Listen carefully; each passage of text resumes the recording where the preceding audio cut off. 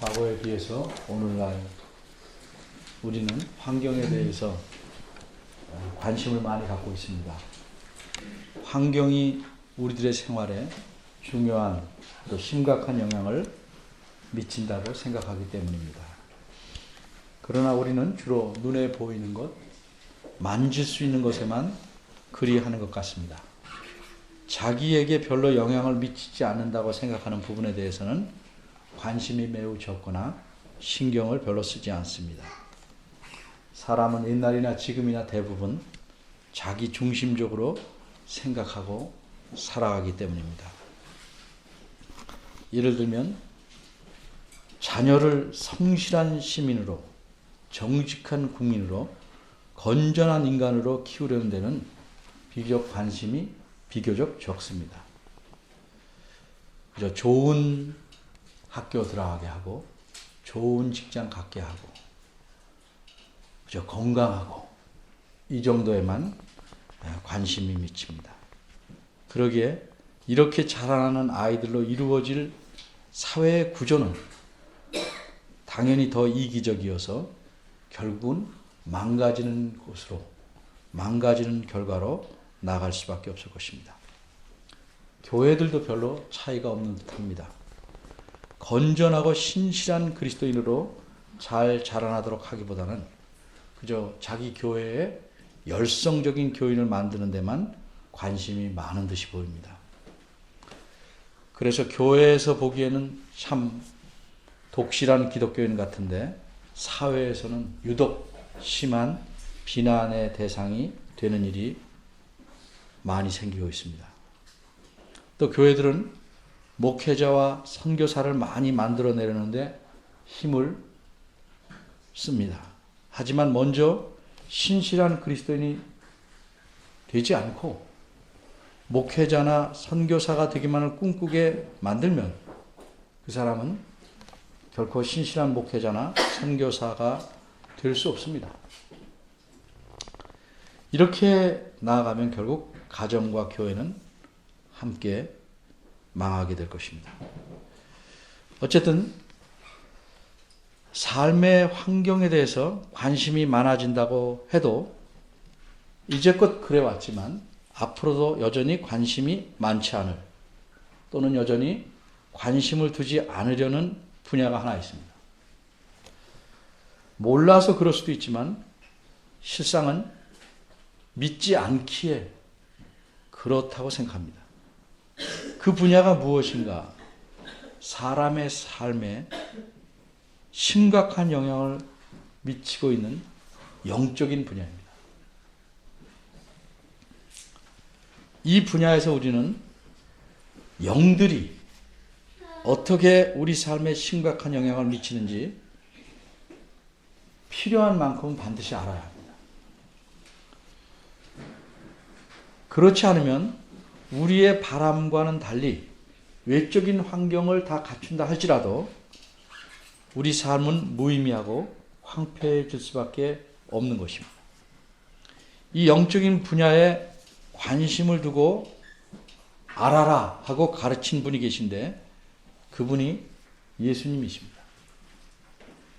예수님께서 이 분야에 대해서 가르치지 않으셨다면 저도 관심을 둘 필요도 없을 것이고 여러분들에게 설명하거나 설교할 필요도 없을 겁니다.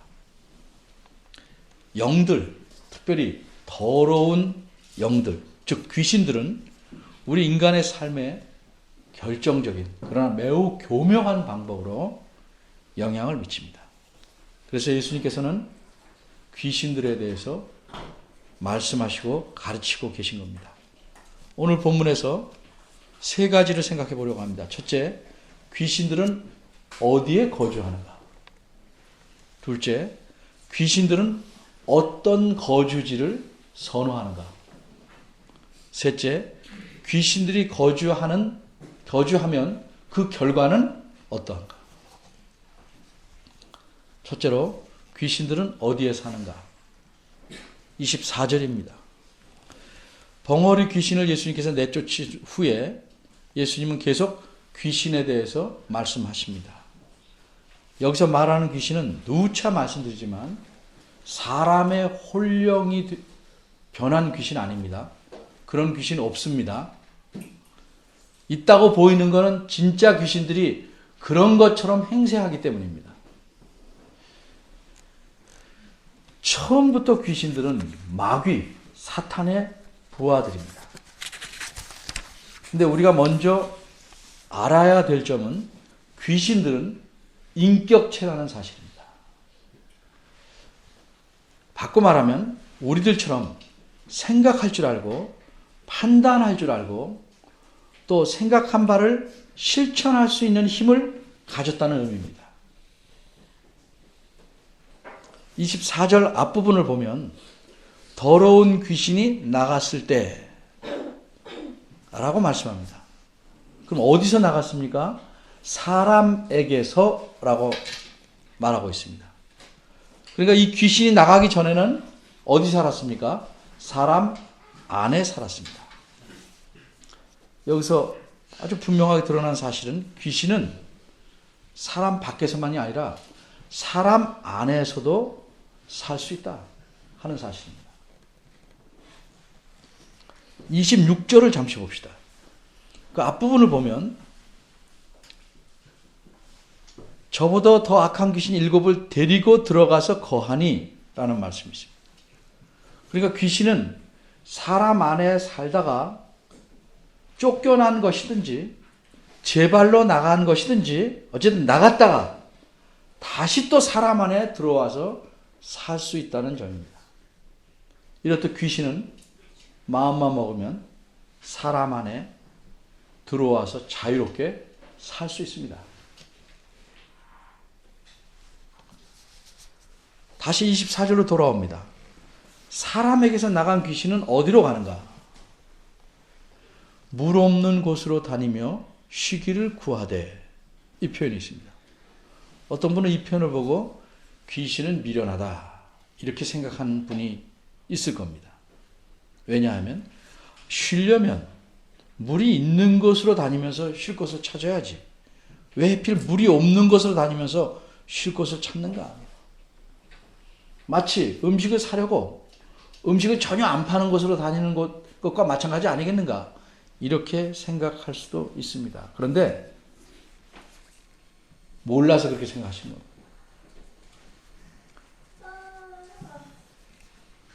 귀신이 사람에게서 나왔다거나 물 없는 곳으로 다녀서 쉬기를 구한다는 건 모두 비유적인 표현입니다.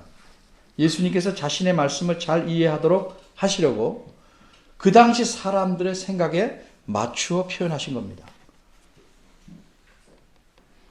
옛날부터 사람들은 우리나라 사람들하고는 좀 달리 귀신들이 사막에 산다고 생각해 왔답니다. 그래서 여기 물 없는 곳이라는 사막을 가리키는 표현입니다. 이처럼 귀신은 사막을 두루 돌아다니면서 자신이 살만한 장소를 찾아보았습니다. 그런데 못 찾았습니다. 그러니까 어떻게 합니까? 귀신은 생각합니다. 함지적이고 현명하게 생각합니다. 차라리 옛집이 낫겠다. 그래서 돌아옵니다. 이제 우리가 분명히 알 수 있는 사실은 무엇입니까? 귀신들은 사람 안에서 살 수 있다가 살 수 있고 또 영적인 존재이기 때문에 사람을 자기 집으로 삼고 마음대로 들락날락할 수 있다는 사실입니다. 그런데 우리는 대부분 느끼지 못합니다. 그래서 이 부분을 무시하고 살아갑니다. 두 번째, 귀신들은 어떤 집을 더 좋아하는가?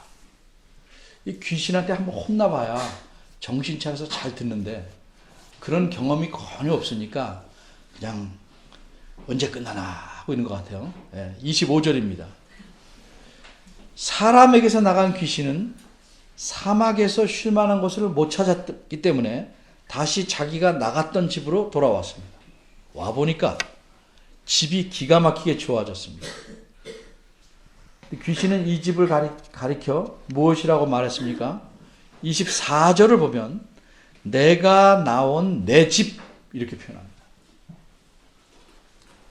자기가 나왔지만 여전히 그건 내 집이다. 이렇게 귀신은 생각합니다. 마음대로 나왔다가 돌아갈 수 있는 자신의 집으로 여기고 있습니다. 그래서 돌아와 보니 청소가 잘 되어 있었습니다. 헐었던 것도 다 고쳤습니다. 요즘식으로 말하면 리모델링이 잘 돼서 마치 새로운 집처럼 되었습니다. 너무 새로워서 혹시 다른 집이 아닌가 하고 보니까 문패도 전에 그대로입니다. 잘못 찾아온 것이 아닙니다. 자신이 나왔던 바로 그 집입니다. 그런데 더 좋아졌습니다. 누가 사는가 하고 들여다보니 여전히 빈집입니다. 그래서 다시 들어와 살기로 작정합니다. 여기서 우리가 또 알 수 있는 사실은 귀신들은 자기네들은 더러워도 깨끗한 집을 더 좋아한다는 사실입니다. 그럼 깨끗한 집이란 어떤 집일까? 24절에서 우리 알 수 있듯이 집이란 사람을 가리키는 비유적인 말입니다. 그러니까 깨끗한 집이란 깨끗한 사람을 가리킵니다. 목욕한 사람이 아니고 깨끗한 사람.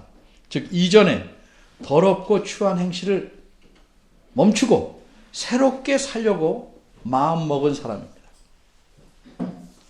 좀 바꿔 말하면 회개한 사람입니다. 유대인들은 요단강가에서 세례를 베풀고 있던 요한에게 나와서 세례를 받습니다. 회개하였다는 표시로 세례를 받았습니다. 이 세례는 오늘날 우리 그리스도인이 받는 세례와는 다릅니다. 우리가 받는 세례는 예수님을 믿어서 죄 용서함을 받고 그분을 구세주로 받아들여서 하나님의 자녀가 되었다는 의미로 세례를 받습니다. 하지만 그 당시 유대인들이 세례 요한에게 받은 세례는 예수님을 그리스도로 믿지는 않고 그저 회개하였다는 표시일 뿐입니다. 따라서 그런 유대인들의 경우 집은 청소되었지만 예수님을 주인으로 모시지는 않은 상태입니다. 이런 사람을 가리켜 깨끗한 집이다. 그런데 빈집이다. 이렇게 말하는 것입니다. 세 번째입니다. 귀신들이 사람 안에 살게 되면 결과는 어떤가? 26절입니다. 집에서 나갔던 귀신이 다시 그 집에 와보니 깨끗하게 집이 변했습니다. 그래서 혼자 들어가 살면 바람직하지 않다. 이렇게 생각합니다. 귀신들도 나름대로 끈끈하게 연대감이 있습니다. 귀신들은 배신하지 않은 것 같습니다. 조직 폭력 세계에서는 더 잔인하고 못된 놈이 높은 것처럼 귀신 세계에서도 더 악한 놈이 더 높은 귀신입니다. 지상의 건물의 층수는 올라갈수록 높아지지만 지하로는 내려갈수록 층수의 수가 높아지는 겁니다. 이 집에서 살다가 나간 놈은 자기보다 더 악한 귀신 7을 데리고 들어왔습니다. 이 귀신 7이라는 이 숫자가 그대로 7인지 아니면 온갖 귀신을 뜻하는 7이라는 숫자를 사용하였든지 간에 여러 귀신들이 한 집에 모여 살게 되었습니다. 그러자 그 결과 어떻게 되었습니까? 그 결과는 26절 하반절에서 말씀한 대로 그 사람의 나중 형편이 전보다, 즉 귀신이 혼자 살 때보다 심히 나쁘게 되었습니다. 우리는 귀신들이 무서운 존재라는 걸 알아야 합니다. 그들의 모양 때문에 무서운 것이 아니고 귀신들은 영적인 존재이기 때문에 모양이나 형상은 없습니다. 물론 능력이 있어서 형상을 갖추고 나타날 수는 있습니다. 그들이 무서운 까닭은 우리에게 미치는 그 엄청난 결과 때문에 무서운 겁니다. 귀신들은 늘 내 곁에서 혹은 내 안에서 나는 내 편이야. 나는 내가 하는 일을 방해하지 않아. 전적으로 지원해. 내 자유를 존중하니까 내가 하고 싶은 대로 해봐. 나는 오직 너를 위해서 존재해. 라고 달콤하게 속삭입니다. 뭘 일을 그렇게 복잡하게 하니? 간단하게 하고 쉽게 하고 어려움 없이 해라. 성경 말씀 들춰보지 말고 네가 좋은 대로 해.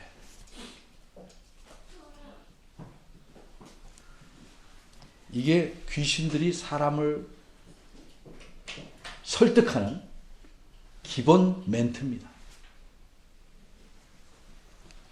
결국 이런 속삭임에 넘어가 우리가 하고 싶은 대로 하면, 성경 말씀과 다르게 하고 싶은 대로 하면 우리는 악에 빠지고 파멸에 이릅니다. 그래서 귀신은 무섭습니다. 귀신들이 생각하는 거나 행동하는 것은 모두 악합니다. 선한 것과 악한 것이 뭔지 귀신들도 잘 구분하고 판단합니다.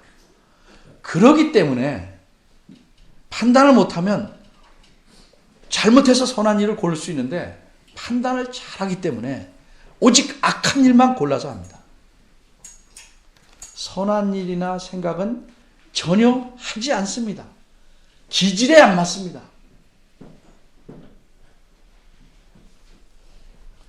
혹 선한 일처럼 보이는 일도 하지만 그거는 작전상 그렇게 하는 겁니다.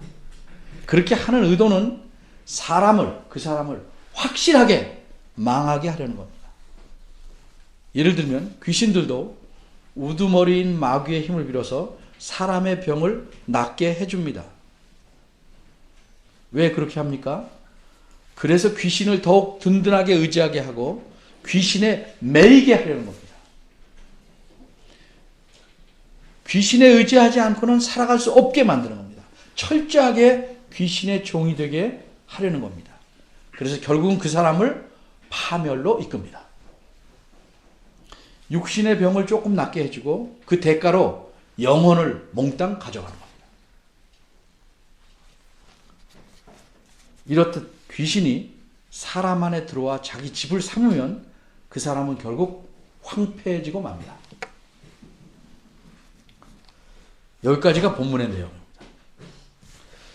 어째서 예수님께서는 이렇게 귀신들의 행동하는 습관에 대해서 말씀하셨는가? 재밌게 들으라고, 혹은 호기심을 귀신에 대해서 좀 가져보라고 말씀하는 건 아닙니다. 이런 귀신들의 영향을 잘 알아서, 습관을 잘 알아서 귀신을 물리치기를 바라기 때문입니다. 바꿔 말하면 진정으로 하나님에게 속해서 하나님의 복을 누리며 살게 되기를 원하시기 때문입니다. 그럼 어떻게 하면 될까? 나갔던 귀신이 다시 돌아오기 전에 우리 안에 새로운 주인을 모셔야 합니다. 그런데 대부분 사람들은 빈집 그대로 있습니다. 여기서 이런 질문이 생길 수도 있겠습니다. 내가 내 집의 주인이 아닌가? 내가 주인인데 어째서 내가 주인 없는 빈집이 될 수 있는가? 오늘 설교 제목이 무주공당입니다. 여러분 사전 보면 금방 나오겠지만 이것이 주인이 없는 무주, 공당, 빈집이라는 뜻입니다. 간단히 하지만 정확히 말하자면 내가 나의 주인이라고 생각하는 사람은 사실상 모두 빈집입니다. 놀라시지 마십시오. 내가 나의 주인이라고 생각하는 사람은 다 빈집입니다. 거의 100% 빈집입니다. 왜 그런가? 내가 나의 주인이라는 것은 귀신들이 보면 콧방구 낄 소리입니다. 아무 의미가 없습니다.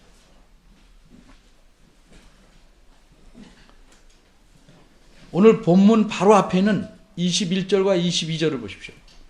예수님께서 벙어리 귀신을 내어 쫓으신 후에 말씀한 겁니다. 귀신이 제 아무리 강하게 무장하고 자기를 지킨다 할지라도 더 강한 자, 즉 예수님께서 오시면 이길 수가 없어서 자기가 붙잡은 포로를 놓고 도망갈 수밖에 없다. 이렇게 말씀한 겁니다.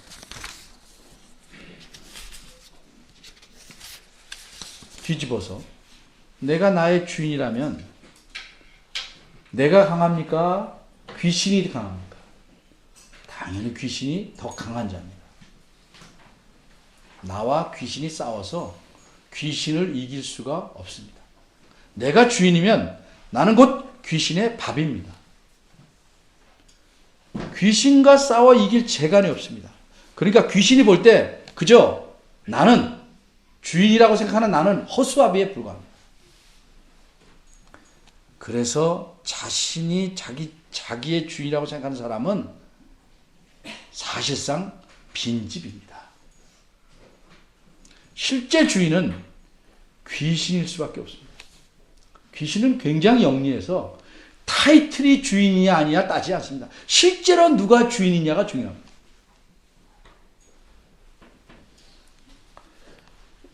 오늘 말씀이 들어있는 누가복음 11장의 문맥에 대해서 그 앞에 대해서 좀 비추어서 빈집에 대해 좀 더 생각해 보겠습니다.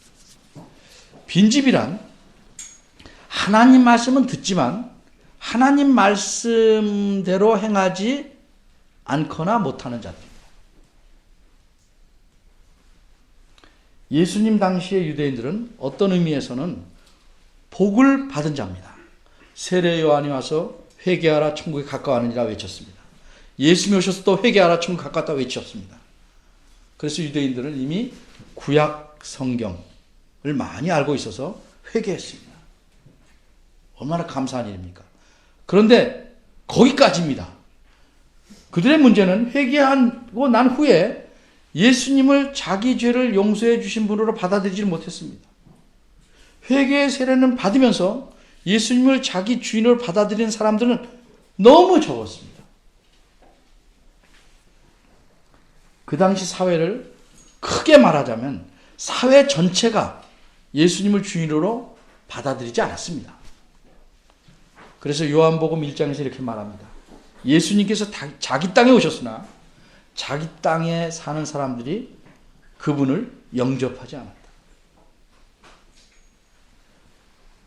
예수님을 믿어서 예수님을 자신들의 주인으로 모시지 않았다는 뜻입니다. 사람이 회개하고 나면 귀신보다 더 강한 주인을 모셔야 하는데 유대인들은 그렇게 하지 않았습니다. 오늘 본문과 같은 내용이 마태복음 12장 43, 44, 45절 3절에 나와 있는데 오늘 본문과 조금 달리 그 마태복음 12장 45절 끝부분을 보면 예수님이 이런 말씀을 보태셨습니다. 이 악한 세대가 또한 이렇게 되리라. 더 형편이 악해지죠. 유대인들의 사회가 더 악해질 것이다. 이렇게 말씀했습니다. 왜? 빈집이 되었으니까. 그러면 유대인들이 살았던 그때 그 사회만 그러하겠습니까? 아닙니다. 사람들이 사는 사회에는 모두 이런 예수님 말씀이 적용됩니다. 왜냐하면 귀신들은 죽지 않는 존재이기 때문에 그때만 그렇게 일한 것이 아니고 그 전부터 태고 쪽부터 그렇게 일해왔고 성경에서 말씀한 대로 무적행, 즉 끝이 없는 무적갱에 갇혀서 도저히 활동할 수 없을 때까지 계속 이렇게 활동할 겁니다. 그러므로 오늘날도 마찬가지입니다. 사람들이 하나님 말씀을 귀로는 듣습니다. 오랫동안 교회를 다녀서 교회의 관습도 잘 알고 여러 가지 전통도 매우 잘 알고 있습니다. 그런데 자신을 그냥 빈집으로 두고 살아갑니다. 왜? 여전히 자신이 자기 주인으로 행세하고 살고 있기 때문입니다. 말로는 기도할 때는 예수님은 나의 주인이십니다. 말하지요. 그렇게 말할 줄 다 알지요.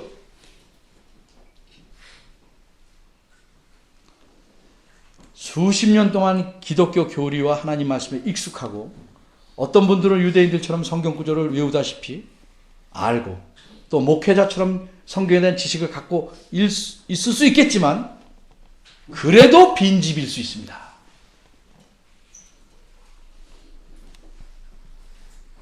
그런데 좀 더 엄밀하게 말하면 빈집이라는 것은 오랫동안 빈집 상태로 가지 않습니다.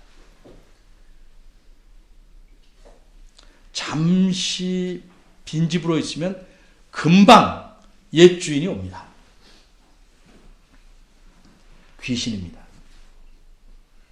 귀신은 교묘하게 말합니다. 그래, 내 말대로 너는 이 집의 주인이야. 나는 빌려 쓰기만 하는 거야. 라고 쇠뇌합니다.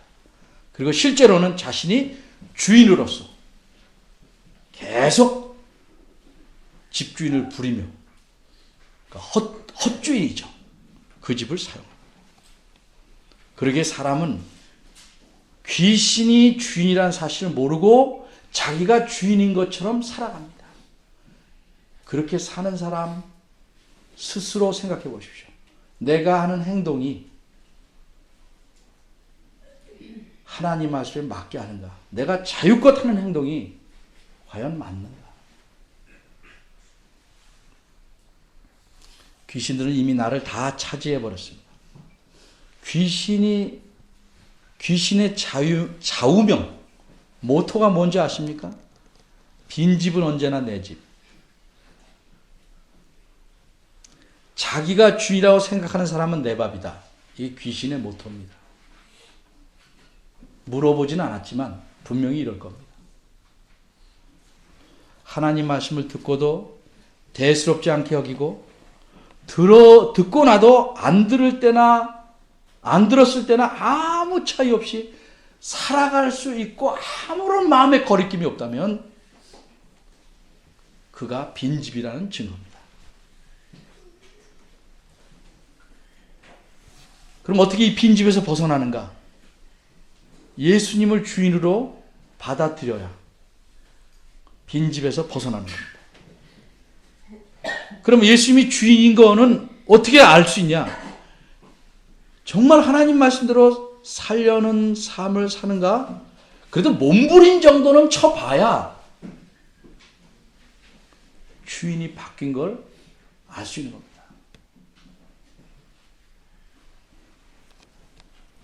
예수님을 주인으로 모셔드려도 그 뺀지들 있죠. 또 주인의 말 유난히 안 듣는 사람들도 있죠. 우리가 그런 류에 속해서 하나님 말씀대로 행하지 못할 때가 있지만 그래도 그분을 주인으로 안다면, 모신다면 그 말씀대로 행하려는 그 중심이 있게 마련입니다. 그리고 행하려고 애를 씁니다.